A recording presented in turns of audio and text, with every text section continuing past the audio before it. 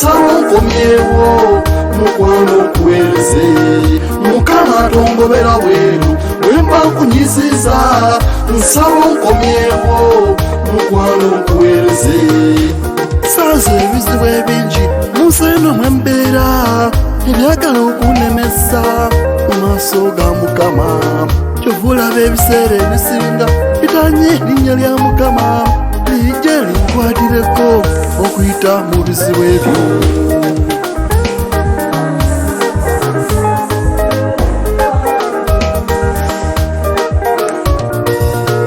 Awatali kisa kya